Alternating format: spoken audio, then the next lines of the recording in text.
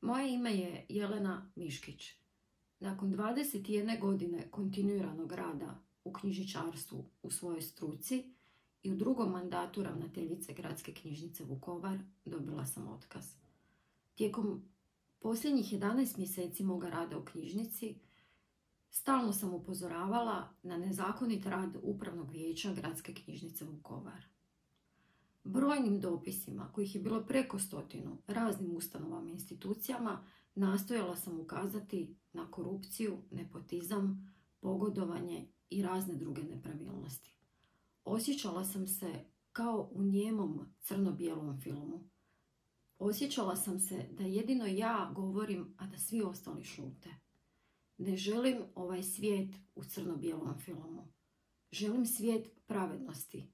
Želim svijet znanja i sposobnih ljudi koji će pridonijeti boljem društvu. Želim svijet u boji.